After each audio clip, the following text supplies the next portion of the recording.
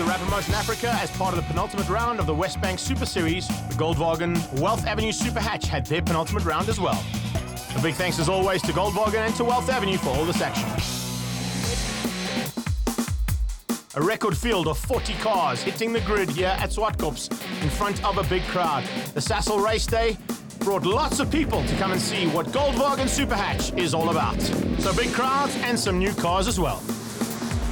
Hank, obviously coming off the other formulas that you race and you're used to the rear-wheel drive, but surely a little bit of extra weight on the back of this thing is going to be chewing tyres. Yes, we've got a heavy car at the moment. There's still a lot of development to do. We're weighing it at 1210, so we need to get 60 kilograms off it still. I think next year we'll start being competitive with it. Plenty of power to deal with. Obviously you're going up against a lot of the key players who have had their cars all season long, so they know exactly how to get them set up. Yes, well, I don't know how to set up cars. That's why we have Gerard to help us in that department. So race one, and it's a 6-lap affair. Got a chance to go out there in the Trans-Africa Golf. A big field of cars, Mel. Man, 40 cars is going to be very, very hectic in terms of traffic. It certainly was, but it was an awesome race day and very few incidents considering. Now, they were warned at the front, weren't they? No messing around here. It's a national race day. We can't afford to lose the opportunity to impress with such big crowds. Into turn 2, an ex-con corner. Looks like Jeff Tugwell going into second place. Jacques Jabert, first of the class ends. And on his outside, Silverwood. Whoa, he's having some problems. The little Mini Cooper S is going to have to work hard to get around Jabert. He certainly will. I'm glad to see Jeff Tugwell's out in front again. He is just behind Mark du Toit. We can't see in the shot. As they come up towards Castile Corner now, in the background you can see that is Silverwood. He's got past and he's got a little bit of ground now around the outside. Look at Garland. Garland in that Civic, really coming to grips with that car and slowly but surely getting to the front end and becoming a bit of a menace there. He certainly is, and he's a rookie. We've got to bear in mind he's only done a few races this year and he's exceptionally quick. Check out Jono though on the inside. Can he sneak through on Tugwell? It's going to be Honda Civic mugging that poor Golf 1. Yeah, he's going to be outdone here. The connected machine unfortunately being forced wide, and Jono sneaks through. Here comes another one of the Class N cars just behind Jacques Jabert. It looks like Jabert's had a busy day in the saddle because he was also involved in the Bridgestone production cars, but here they come down towards Goldwagen corner. Basil van der Westhuizen having a look on the inside there, trying to sneak through. That was the second of those Class N cars, and a great battle considering that is only lap 1 done. It certainly is, and we see Mark Silverwood's got past Brett already into turn 1, but John is on the hunt too. There's Basil on the inside into BMW accessories. Can't quite make it stick. Has a big look though. Jabert slams the door shut and says, no, you're going to have to work harder to get through than that. He's going to move on the inside of Tugwell. Will Tugwell keep him out? No, he won't. Oh, a little rubbing between the tyres there. I'd have to have a little chat about that. I thought there was no rubbing allowed. That's what I thought. But anyway, I'll have to wait and see what happens at the end of the race. Jabert now putting pressure onto Tugwell, looking for a way through. The two Civics closing down on that Mini of Silverwood. Basil van der Westhuizen also looking pretty dangerous, and the little Class N battle between those two starting to heat up. Yes, Basil's also doing exceptionally well, also his first year in Superhatch. Getting up towards Sasol corner, Sasol race day, and having a look on the inside. Whoa! Jabert gets through. Tugwell's going to have to move. Oh, that was close. He's got a Gave a little bit of room. Misfire. He gave a lot of room there to Basil, so fortunately not too much of a problem there for Basil getting through. I think Jeff could have maybe held that line a bit longer, but we would have had a bit more rubbing, and then we would have had Mel on your tail. No, he had a bit of a misfire, so it wasn't all going his way. Speaking of Mel on your tail, well, Ishmael Beloy incoming, buddy. On the inside, here comes Mel Spur. ASAP machine sneaking through and taking along DeLange for the ride. That's a nice little move there. 2 Golf 1 side by side. And, Nick Martin sneaking through on me, hey? That's how it's played, okay? Prison rules. This Andre DeLange has also only had 2 rounds out in Superhatch. He's doing exceptionally well out in the front of the field. So Hilton van Nieuwenhuizen sneaking through, Chris Davison sneaking up on behind. Here comes Ishmael Beloy trying to sneak back on DeLange. Can't quite make it stick. He had a big look there, but into an ex-con corner. Not an easy corner to get right in any form of motorsport. Here we go, on board with Davison. Oh, here we go. Yes, Mr. Davison, I owe you one, bud. Thanks very much for the punt up the bum and breaking the exhaust. Not the way we like to play this game. Chris doesn't bump, Greg. Oh, is that what he said? Okay, well, have a look at his front right of his car and the back left of my exhaust pipe. That ended up on the end of the side of the road. Here we've got Nick Martin, who's 2010 champion, with Hilton van Nieuwenhuizen, who's actually out in Class B at the moment, leading the championship 2 on his tail. Looking good at the front end here are the 2 Civics going at it. There's Garland and du Toit. That's John du Toit. Then the Mini has now broken a bit of a gap and got ahead of those 2 other Civics and closes down on the leader, Mark du Toit. So the 2 Marks at the front end, and Jono and Garland, brilliant stuff. Just holding off du Toit coming out of Goldwagen. Well, speaking of holding off, Mal, a little bit of hands full here as DeLange goes around the outside. Whoa, that's awesome stuff. Absolutely. Andre's great to race with. You can go side by side. And yeah, Hilton's having a look up the inside of Nick into turn 8, Goldwagen corner. Well, you said side by side, there were 3 cars abreast there, and Hilton gets on the inside of Nick, as you said, perfectly done, and now looks for a way to get past Ishmael Beloy, side by side across the main straight line and across the finish line, but just hangs on. Ishmael Beloy trying to go around the outside. There you can see the damage on the front end of Davison's car. So I'm definitely going to say it was Chris Davison who took my exhaust pipe out. Thanks, bud. On to the braking markers. There we come into picture for the first time, and looking pretty good there in the Golf 2. Nice bit of driving at the front end there from Lubber. Yes, that's Pierre. And just behind him actually is you and also Sean Vesterman in Old Faithful, the yellow cadet. He's lent his car to Ryan Sheen, who's made a comeback to Superhatch too. So it's a 6-lap sprint race, and things are definitely heating up here at the front end. You can see Oki Printing Solutions on the side of the car. On the bonnet, though, is, of course, Q8 Oils, and they're looking to come on board with Silverwood next year. So we look forward to seeing them. And I think he's heading off to NGN Volkswagen Cup with that sponsorship, but will still remain here as part of our Superhatch contingent. Coming into Goldwagen corner and looking very dangerous. He is all over the back with 2 laps to go. Will Du Toit be able to keep him at bay? I'm not quite sure if he's got what it takes. And he has pushed a bit harder than Mark Du Toit had to do in this first part of the race, so maybe he's cooked those tyres a little bit. I don't know, the two of them always keep it clean. He has a lot of the back end of B and the front end of C, and there's Anbach from Class N as well, so there's a full mix in the back here. Half a G, 500, that's what it's all about. Heading into Goldwagen, there's the BM. So not too shabby out there from Hank Swanepoel, first time out, and still getting to grips with that car. I know that Gerard's still putting a lot of effort into making that car a front runner for next year. Oh, that sounds like Maloney going through there. Yeah, definitely. That was definitely the end of my exhaust pipe. Game over. There's the Class C battle as well. That was Vernon Versace and Walter Menon, and there's Marius Lotz. Nice battle there for Class C. 3 cars very evenly matched. Clinton Parsons with the problem here in the Alpha, pulling onto the sideline. I'm not quite sure what's gone wrong there, but you can see big puffs of smoke out of the back, and looks like 15C is out as well. So problems right through the field, and a couple of guys unfortunately not able to make the 15. Dean Gregory is the man in that 15C car. Yes, and the Alpha, sadly, the motor let go. But here we're back with the 2 marks, and they can certainly race side by side without any problems. I think it's going to be a little bit of a problem now. Watch this. Goldwagen corners, we're going to see Silverwood pull on the inside, try to go, not quite late enough on the brakes. Du Toit's got this line dialed in as they cross the line. You can see 1 lap to go for these guys. Where is Silverwood going to find a way past? And will John Du Toit maybe just have to pick up the pieces as these two come together? Hopefully not. Heading to our next corner now, and onto the brakes. On board with Silverwood. And he closes right on. You can see, wow, the handling package on this Mini is brilliant. Stays right there with the Civic, and equally matched on power. There's the gear change. Look at that. There's nothing between those 2 cars. They are going to go side by side down the back straight. It's all going to be about breaking into Castral Edge, eh?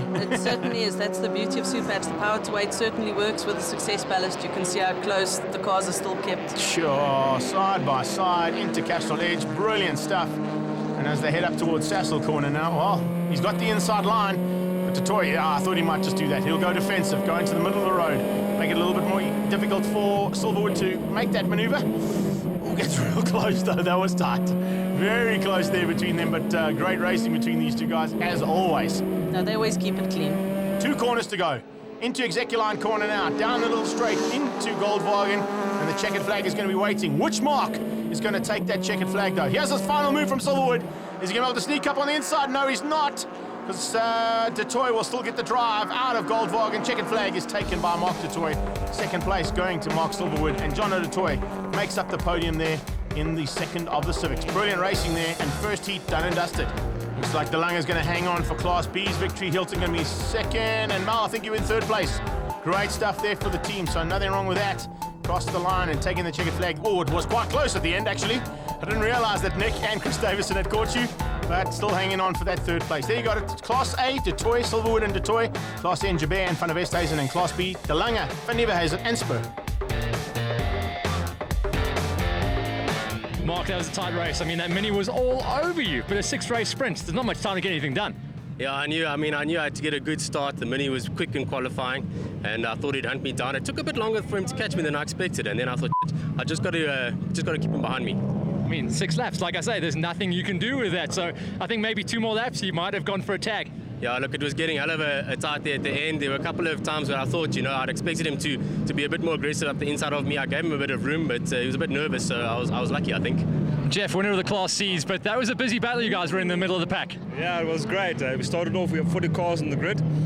Started off 37th on it and worked my way through the field. It was good fun. Jub's first in the Class N's, but beating out a handful of Class A's as well, and in a sprint race. Yes, everything came together. The setup is perfect. Today's weather is much better than yesterday in practice, and the times it's looking good, and we're hoping for the best. Race 2 in a slightly depleted field. 4 cars not making it back out onto the grid, but nonetheless still 36 cars going to go to action, and Jabir is going to get the whole shot. He comes around the outside. Silverwood sneaks through on Basil there on the inside of turn 2. Renexcon corner is going to be Tugwell, but he's got to try and find a way through, and wow, look at the Detoys, not holding back at all, getting through very early on and trying to get ahead of Garland, but Garland side by side with Jono puts a wheel on the dirt. And see just how hard these guys are pushing right from the word go. Absolutely nice to see little Jock Jabir out in front. They don't quite have the power, but obviously the handling is a little bit better on the Class N cars. Sneaking into Castrol Edge corner, and you can see these guys running those win stickers and long-time supporters of the Superhatch formula as they come out of Castrol Edge, heading up to the top of the hill now. Oh, this is going to get tight. Look at this. Mark Silverwood on the back end of John O'Detoy. Oh, he's very, very late on the brakes there. And oh, Silverwood nearly goes up the back end of that Honda. But there's another Honda sneaking through Jabir. Unfortunately, not able to keep out Mark O'Detoy as he snuck through into turn 6. If they come out of turn 6 now, he's going to force Jabir wide. Jabir's going to lose out here in Execuline corner.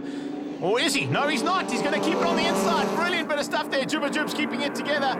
And now side by side down towards Goldwagen corner. And of course now Goldwagen, not only the suppliers of Volkswagen and Opel products, but BMW and Mercedes-Benz too.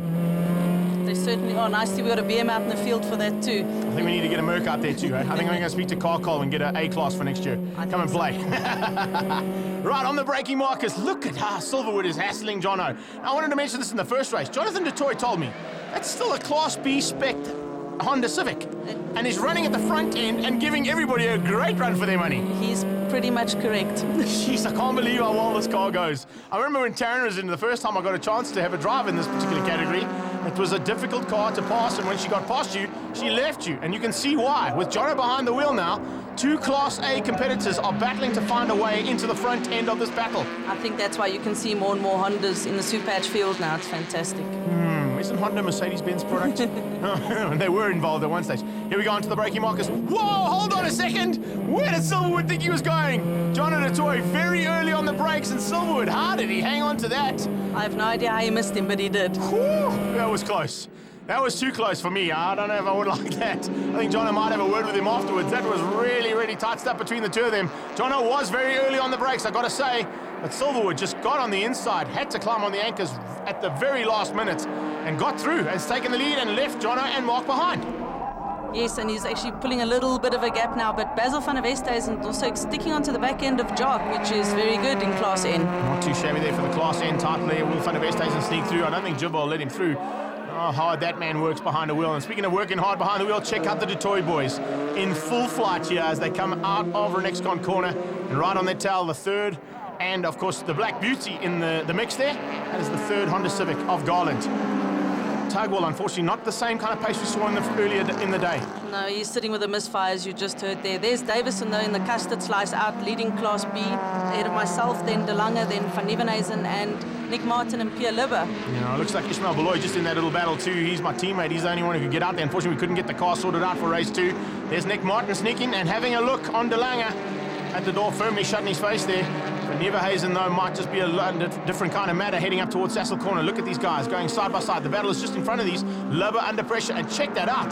The 99 machine having a go on Pierre Libber. Yes, that's Bestman, and like I said with the Civics, there's Ryan Quanchai in his Class B Honda Civic, and he just got a punt from Louis in the Golf. Oh, I think Louis might have to have a chat with Mel after this.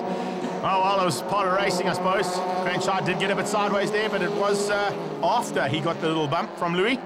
So still some fun and games to be had here. It's only a 6-lap race, and it's just before the big endurance race happened. These guys went all out, and Mel, I got to say, every single one of these guys must have been so stoked to be in front of such a big crowd. They definitely were. We had lots of fun, and thanks to everyone who made it possible. Hey, what's going on the left-hand side of that car? I don't know. Rubbing's racing, huh? I wonder who else has been involved in a bit of rubbing. Maybe Mel needs to have a chat with herself after this. All right, onto the brakes, into Renexcon. Check it. Oh, where are you going, DeLange? There's no line out there, Andre. Dude, oh, that's the way. A bit of grass tracking and eventually getting back. Lobo alongside you, but you are going to lose out there, I think. I think Pierre Lobo's going to have the drive after you've been on the grass, definitely. There he goes and gets through. He certainly does, but the Baby Blues hanging onto the back end of Van Nieuwenhuizen as well for third place in Class B. Looking for a way through. Van Nieuwenhuizen sneaks on. Ishmael Beloy puts him between himself and a Baby Blue. So Nick Martin now got to try and find a way past both the Peugeot and that Golf 1. Onto the brakes, up into Sassel corner, and here he comes. Martin on the outside. Ishmael Beloy is going to push him a little bit wide. I think Nick will probably back out of that one. He does right now, but he comes straight back at him for turn 6. He certainly does, and De Lange's trying to come on the comeback after falling off in turn 2. Oh, a little touch there between De Lange and Lubber. Just a slight nudge between the two of them coming out of 6. Now they're into Execuline, down the little straightaway, into Goldwagen corner. Light started to become a big problem here for this particular race, especially as you went up the hill as opposed to coming down it. Not easy to run into what is Swartkorps's version of Sunset Corner. That is Sassel Corner, turn 5. You just get a big ball of fire right into your visor, and hopefully these guys either had shades on or ran tinted visors, because it was very difficult conditions to drive in. It certainly was, but it's all good fun. Here we've got Quan Chow in the back end of the Class B battle, and there's Jaco Kriel coming through with Ryan Sheen, as I said, in Sean's car. Nicely done from those guys. A little bit further back now, picking up on the Class C action. Is that Menon? Yes, Menon on the inside. That's Menon in the lead ahead of Jeff Langeveld in the Fury Fiesta. Hanging tough at this stage now. Coming out on the outside is the 69 machine. So not too shabby a drive there at all from Richard Smith. Yes, it's also only his second outing in Superhatch. He's doing exceptionally well, and he's just ahead of the 1 Series BM of Henk there. Yeah, Henk out there, of course, and flying the flag high for BMW. We're going to get a couple more of those BMs come into play now that it's been opened up, and I believe new rules for next year too. There are a few. The 6-cylinder cars will be allowed into Class A next year, so maybe the BM will get a new motor by then. Oh, 6-cylinder Mercedes-Benz. I'm just drooling at the thought. Right, we're getting into the closing stages now of Superhatch, the Goldwagen Wealth Avenue category that has been so well supported all season long. And of course, getting 40 cars onto the grid, that's a record for Swartkorps. Yes, it's a record for Superhatch. Brilliant stuff now, heading into turn 1, BMW Accessories corner. Ishmael Beloy's not given up yet. Come on, Ish, you can get ahead of that little Baby Blue. Mel, you got some work on your hands, though. Yes, Class B was exceptionally close, as it always is. 19 of the 40 cars, of course, are Class B cars, so it is super close. Whew, half the field out there, that's awesome. So now as they get into the closing stages, Mel with Baby Blue, Ishmael Beloy with Lubber all over the back fin. Golf 1 versus Golf 2. The Golf 1 shouldn't have the aerodynamic package, but it's definitely got a little bit more power than that Golf 2 has. He has a move on the inside. Oh, not taking any prisoners. Hanging tough. And Nick Martin, unfortunately, not making it through Castle Edge. Maybe up on the top of the hill. But back to the leaders at the front end. John O'Detoy still hanging on to second place. Can you believe that? And the Class A battle. Silverwood's basically got this one wrapped up. Checkered flag comes out, takes the victory. John O'Detoy comes through in second place. And a third place once again for Mark Detoy in Class A, with Garland right behind him for the 4th spot. Class N goes to Jacques Joubert, a good drive from Tugwell, and of course Chris Davison taking Class B. In 20th place, Class C goes to James Menon. Mark, you've had a cracking day. The Mini is rock and roll around this track, and we know you've got the perfect setup. Tell me about Heat 1 and then obviously the win in Heat 2. Heat 1, I had to start 5th on the grid because of the reverse grid rule, and Mark Detoy started first, so the whole race was basically trying to catch Mark, and I caught him with 2 laps to go, but I couldn't quite get the pass done, so Mark won that race. I came second. I think that 6-lapper hurt you. It hurt you bad because you'd closed right in on him with 2 laps to go, and after that there was just no time. Yeah, I was trying to pass him, but couldn't just quite get there. And race 2 was, well, I had a good start. I managed to get, it was hectic at the start, people going everywhere. I managed to get behind Jono after the first lap, and then I was following him around. I wasn't trying to pass him. And then he surprised me at turn 5. He braked earlier than I thought he was going to do. So I slammed on the brakes, dived to the inside, got through the corner. And I'm lucky he's a good driver and he was watching his mirrors, because it was a bit risky, that move. It wasn't intentional, and I managed to get into the lead and stay there. I love you just driving around behind him. Did you forget there was only 6 laps to race? No, I was biding my time. I was trying to find a really good place to pass him, and it just happened. I don't know, it wasn't planned. You wouldn't have known, but behind you, 40 cars on this track, it got seriously busy behind you. I know from qualifying, I couldn't find a clear lap at all, so yeah, it was hectic. 40 cars on this track. It's a very small track. I'm sure it's exciting to watch. A big thanks to Goldwagen and to Wealth Avenue for all the Superhatch action.